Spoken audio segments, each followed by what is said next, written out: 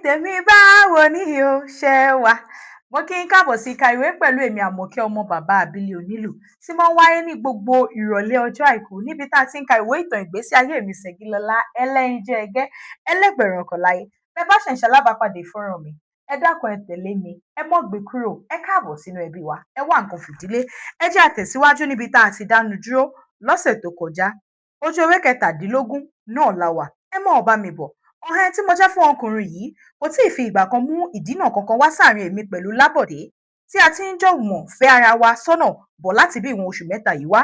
Fún bí ìbá àwọn oṣù mẹ́ta tí èmi pẹ̀lú Lábọ̀dé fi wà pọ̀ yìí, àwọn nǹkan àlùmọ́ọ́nì yálà lówó tàbí láṣọ ní gèlè tí ó ti kọjá sọ́wọ́ mi àti sọ́wọ́ Àyọ̀ká ọ̀rẹ́ mi láti ọ̀dọ̀ Lábọ̀dé láì ṣètèlẹ́ṣọ tó 30 pọ́ùn tí kò bá ní jù bẹ́ẹ̀ lọ. Nísinsìnyí, irin méjì lèmi Ṣẹ̀gilọlá nìkan tì bọná lẹ́ẹ̀kan ṣoṣo. Kò sí ohun kan tí ó jẹ́ mímọ̀ fún ìyá mi nínú gbogbo bírà tí èmi ọmọ rẹ̀ ń dá yìí. Ṣùgbọ́n nígbà tí ó ṣe, ó jọ lójú mi bí ẹni pé ìyá mi náà ń gbọ́ ìròyìn nǹkan wọ̀nyí. Nítorí pé pẹ̀lú ìkanra ńláńlá ni ìyá mi náà fi ń bá mi lò pọ̀ nínú ilé àti pàápàá ju gbogbo rẹ̀ lọ. Gbogbo àwọn nǹkan ìní ẹ̀ṣọ́ bíi góòlù, ìlẹ̀kẹ̀ lágídígba, aṣọ òkè bíi sányán àti àwọn nǹkan mìíràn pàtàkì báwọn ọ̀nì tí ìyá mi fi ń ṣìkẹ́ òun ìgẹ̀ mi tẹ́lẹ̀ rí nígbà kan rí ni ìyá mi náà sì kó pamọ́ mọ́ mi lójú pẹ̀lú ìkìlọ̀ pé òun kò gbọdọ̀ rí ọwọ́ mi nínú àwọn nǹkan ìní òun. Nínú gbogbo ìbínú ìyá mi wọ̀nyí sí mi, síbẹ̀ náà èmi Ṣẹ̀gilọlá kò tí ì mọ̀ wípé ẹ̀wà kì í ṣe oúnjẹ àjẹsùn.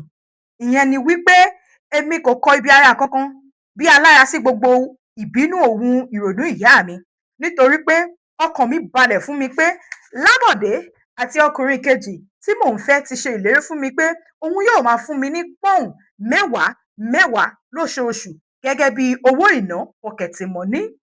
Gẹ́gẹ́ bí mo ti sọ nínú ìwé mi níwọ̀n ọ̀sẹ̀ sẹ́yìn, gbogbo àwọn nǹkan ẹ̀bùn bí aṣọ tàbí owó tí mò ń rí gbà lọ́wọ́ àwọn ọkùnrin lọ́wọ́ ọ̀rẹ́ mi Àyọ̀ká ni èmi ń fi àwọn nǹkan náà pamọ́ sí, nítorí pé àyè gba Àyọ̀ká nínú ilé wọn kì í ṣe díẹ̀.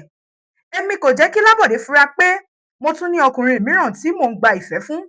Bẹ́ẹ̀ gẹ́gẹ́ sì ni ọkùnrin kejì kò sì mọ̀ pẹ̀lú pé èmi tún ní Lábọ̀dé kan tí mò ń fẹ́ ní ìpamọ́. Ìyókù di ọ̀sẹ̀ tó ń bọ̀. Tí kò bá sí dàsí, ẹ fojú sílẹ̀ kẹ́ ẹ ráyè èmi Ṣẹ̀gilọlá. Ẹ má jàǹpátá mọ́. Ìwà ni yóò kìlọ̀ fóníwà. Ẹ má jàǹpátá mọ́. Èmi ní tirẹ̀ akéde Èkó Ṣẹ̀gilọlá ẹlẹ́yinjú ẹgẹ́. Níbi láti dánu dúró lọ́sẹ̀ yìí, á tẹ̀síwájú lọ́sẹ̀ tó ń bọ̀. Ẹ dákun ẹ bá wa pín fọ́nrán yìí kó lọ jìnnà kí àwa tí a jọ ń ka ìwé yìí kí a lè pọ̀ sí. Àmọ̀kẹ́ ọmọ bàbá àbílẹ̀ onílù, ire o, ìpàdé dọ̀sẹ̀ tó ń bọ̀.